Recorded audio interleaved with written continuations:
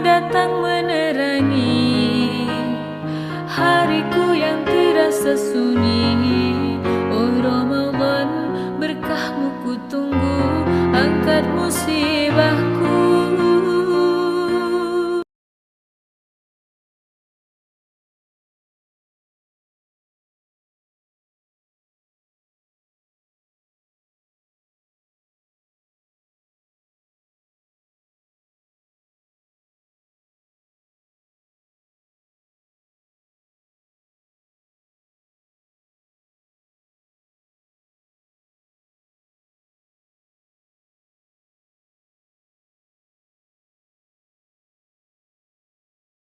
Bismillahirrahmanirrahim. Assalamualaikum warahmatullahi wabarakatuh. Alhamdulillahilladzi hadana lihada wa ma kunna linahtadiya laula an hadanallah. Asyhadu an la ilaha illallah wahdahu la syarikalah wa asyhadu anna sayyidana Muhammadan abduhu wa rasuluh la nabiyya ba'dah. Qala ta'ala fil Qur'anil Karim, a'udzu billahi minasyaitonir rajim. Bismillahirrahmanirrahim. وَلَنَبْلُوَنَّكُمْ بِشَيْءٍ مِنَ الْخَوْفِ وَالْجُوعِ وَنَقْصٍ مِنَ الْأَمْوَالِ وَالْأَنْفُسِ وَالثَّمَرَاتِ وَبَشِّرِ الصَّابِرِينَ الَّذِينَ إِذَا أَصَابَتْهُمْ مُصِيبَةٌ قَالُوا إِنَّا لِلَّهِ وَإِنَّا إِلَيْهِ رَاجِعُونَ أُولَئِكَ عَلَيْهِمْ صَلَوَاتٌ مِّن رَّبِّهِمْ وَرَحْمَةٌ وَأُولَئِكَ هُمُ الْمُهْتَدُونَ وقال رسول الله صلى الله عليه وسلم من ابتلي فصبر وأعطي فشكر وظلم فغفر وظلم فاستغفر لهم الأمن وهم مهتدون. Amma ba'd, sadaqallahul azim. Para pemirsa yang budiman, saimin saimat rahimakumullah. Tak henti-hentinya kita selalu bersyukur kepada Allah Subhanahu wa taala atas nikmat yang Allah berikan kepada kita yang tak terhingga. Jika seandainya Allah memerintahkan menghitung kepada kita atas nikmat yang Allah berikan kepada kita, maka tidak ada satupun manusia yang bisa menghitungnya. Maka patut kita syukuri, dengan salah satunya adalah mengucapkan alhamdulillahirabbil alamin. Dan tak lupa pula kita mengetahui di antara beberapa macam, di antaranya amaliyah Ramadan, kemudian di antaranya salah satunya adalah qiyamul lail, sedekah, infak. Itu atas dasar yang dicontohkan oleh baginda kita Nabi kita Muhammad sallallahu alaihi wasallam. Maka patutlah kita bersolawat kepadanya dengan mengucap Allahumma sholli wa sallim wa barik alaihi. Para pemirsa yang budiman, saimin saimat rahimakumullah, izinkan Al-Fakir pada kesempatan kali ini ingin sedikit berbagi pengetahuan tentang kesabaran.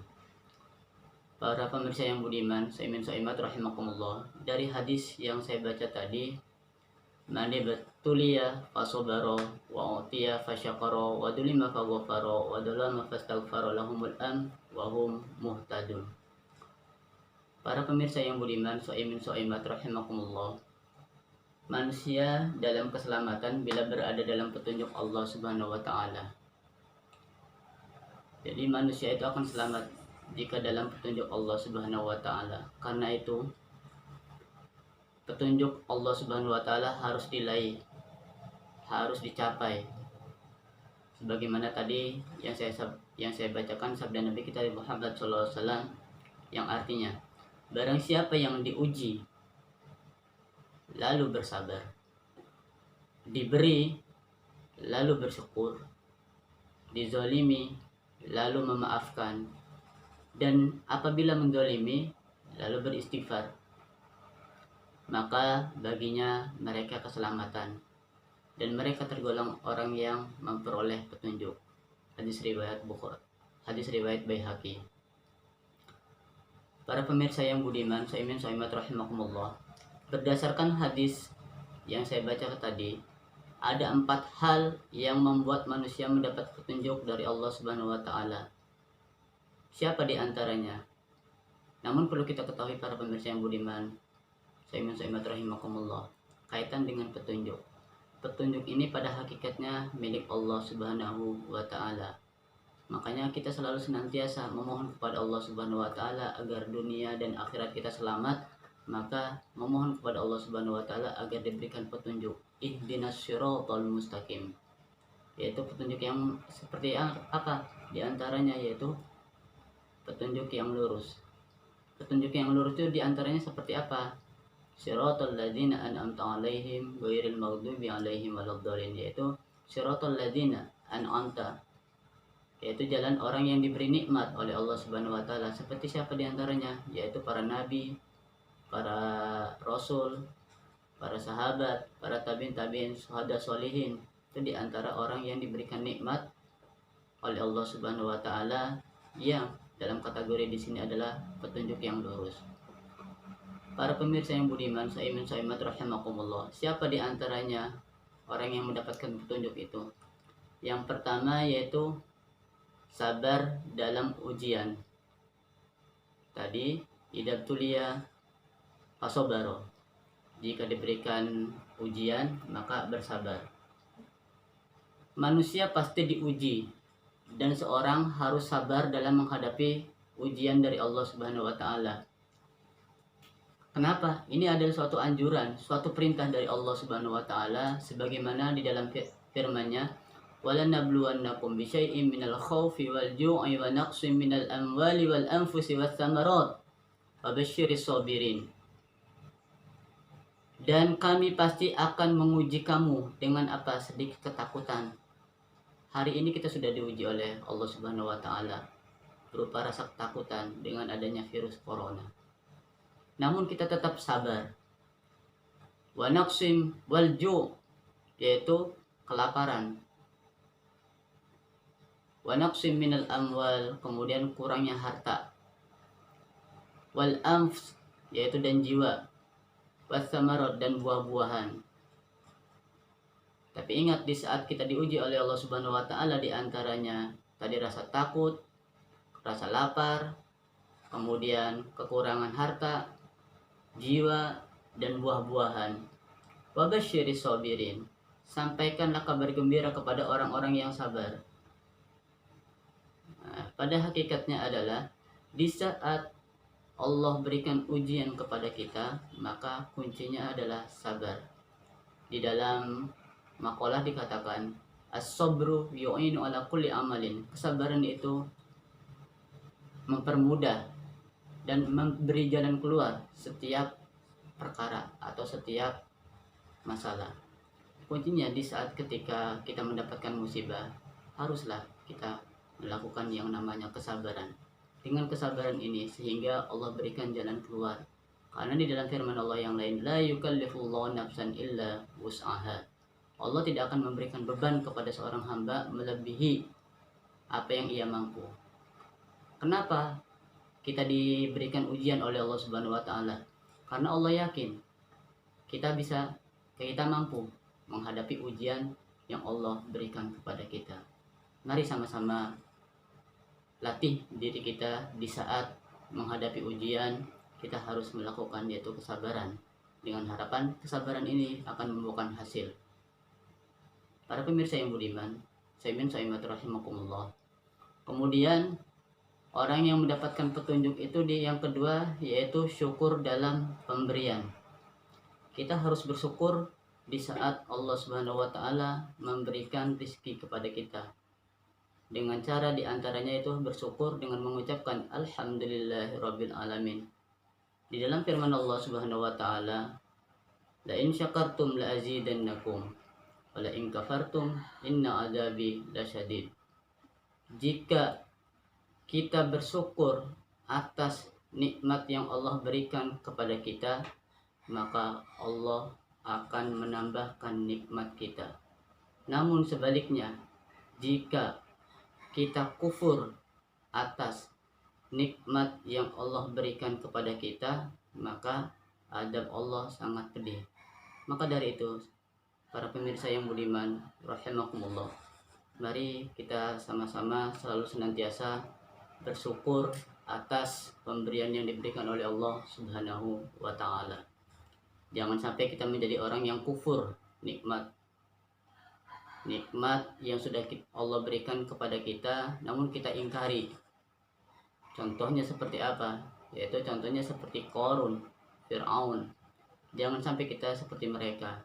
Dengan kesombongannya, harta yang ia capai, mereka menganggap hasil jerih payahnya. Namun pada hakikatnya, setiap rizki yang kita raih, setiap rizki yang kita dapat, itu pada hakikatnya dari Allah Subhanahu wa Ta'ala. Maka patutlah kita syukuri. Para pemirsa yang budiman, rahimakumullah. Kemudian orang yang mendapatkan petunjuk yang ketiga yaitu memaafkan dalam pelaku zalim. Jika seandainya ada orang yang mendolimi kita, maka jadilah diri kita sebagai pemaaf. Karena Allah Subhanahu wa Ta'ala pun mempunyai asmaul husnanya yaitu Al-Afu, Maha Pengampun, Maha Pemaaf. Emang tidak enak jika kita didolimi oleh orang lain. Karena ketika kita didolimi, di saat itu pula kita tidak merasa nyaman. Dan bahkan di saat kita didolimi, tiba-tiba di saat itu pula kita sebenarnya pada hakikatnya merasa marah. Namun kita harus tetap sabar, dan di saat ketika orang yang mendolimi itu sudah bertaubat dan meminta maaf kepada kita, maka patutlah kita memaafkannya. Karena apa? Karena di dalam firman Allah Subhanahu wa Ta'ala, khudil af wa'mur bil ma'ruf wa'arid anil jahilin. Jadilah pemaaf dan suruhlah orang-orang yang mengerjakan yang ma'ruf, serta jangan pedulikan orang-orang yang bodoh. Ayat ini menjelaskan bahwasanya di saat kita terdolimi oleh orang lain, maka di saat orang yang mendolimi kita pun sudah meminta maaf, maka kita harus menjadi seorang pemaaf. Dengan harapan ketika kita memaafkan kesalahan orang lain, maka Allah kelak akan memberikan kebaikan buat kita. Amin ya rabbal alamin. Para pemirsa yang budiman, saimin saimat rahimakumullah. Kemudian orang yang diberikan petunjuk yang keempat, siapa diantaranya, yaitu tobat atas kezoliman. Kalau yang nomor 3 tadi, di saat kita dilakukan zolim oleh orang lain, maka kita harus memaafkan. Namun ketika kita melakukan kezoliman, kita segera melakukan, yaitu namanya taubat. Di dalam firman Allah Subhanahu wa Ta'ala, wasari'u ila maghfiratin min rabbikum wa jannatin arduha samawati wal ardh u'iddat lil muttaqin. Wasari'u, bersegeralah kalian, ila maghfiratin min rabbikum, kepada ampunan Allah Subhanahu wa Ta'ala, wa jannatin arduha samawati wal ardh, yaitu ampunan Allah itu sangat luas dan bahkan surganya pun sangat luas. Wa jannatin arduha samawati wal ardh, yaitu surganya sangat luas seperti langit dan bumi. U'iddat lil muttaqin, buat siapa surga itu? Yaitu surga itu diperuntukkan untuk orang yang beriman, orang yang bertakwa. Para pemirsa yang budiman, saimat rahimakumullah. Pada hakikatnya adalah di saat kita melakukan kedoliman, maka sesuatu yang tidak hanya merugikan orang lain, tetapi juga merugikan diri kita sendiri. Karena pelaku zalim harus bertobat dari dosanya. Agar apa? Agar dicintai oleh Allah Subhanahu wa Ta'ala. Sebagaimana firman Allah Subhanahu wa Ta'ala, innallaha yuhibbut tawwabina wa yuhibbul mutatahhirin. Sesungguhnya Allah mencintai orang yang bertaubat dan yang mensucikan diri.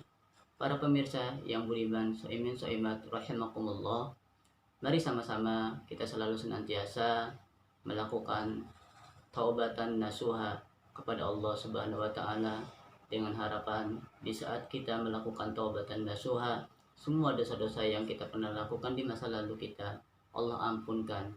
Sebagaimana firman Allah Subhanahu wa Ta'ala, ya ayyuhalladzina amanu tubu ilallahi taubatan nasuha asa rabbukum ayyukaffira ankum sayi'atikum wa yudkhilakum jannatin tajri min tahtihal anhar.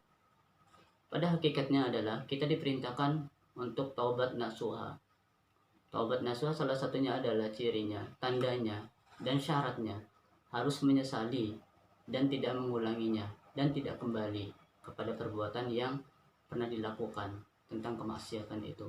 Mudah-mudahan di saat kita menyadari akan kesalahan kita atas kedoliman kita, kita mendapatkan ampunan dari Allah Subhanahu wa Ta'ala. Jangankan kita, para nabi pun diantaranya mereka pernah melakukan kesalahan, namun mereka selalu senantiasa memohon ampun kepada Allah Subhanahu wa Ta'ala. Salah satunya adalah Nabi Adam alaihissalam. Di saat beliau melakukan kezaliman pada dirinya, di saat Allah memerintahkan atau Allah melarang jangan sampai mendekati pohon itu, apalagi memakannya, namun karena beliau tergoda oleh iblis sampai pada akhirnya memakan dan turunlah ke muka bumi. Pada saat itu pula Nabi Adam alaihissalam memohon ampun dan menyesal atas perbuatan dolimnya, atas perbuatan dosanya kepada Allah Subhanahu wa Ta'ala. Seperti kita kenal dan seperti kita yang pernah sering dengar doa ini, Rabbana dzalamna anfusana wa illam taghfir lana wa tarhamna lanakunanna minal khasirin. Para pemirsa yang budiman, Saimin Saimat rahimakumullah, mari sama-sama selalu senantiasa kita memohon ampun kepada Allah Subhanahu wa Ta'ala. Mudah-mudahan di antara 4 orang yang diberikan petunjuk oleh Allah Subhanahu wa Ta'ala itu kita termasuk di dalamnya, sehingga di saat kita mendapatkan petunjuk dari Allah Subhanahu wa Ta'ala, setiap apapun yang kita lakukan Allah ridhoi sehingga mendatangkan rahmat Allah Subhanahu wa Ta'ala dan Allah masukkan ke dalam surganya. Amin ya rabbal alamin. Hadanallahu wa yakum ajmain. Assalamualaikum warahmatullahi wabarakatuh.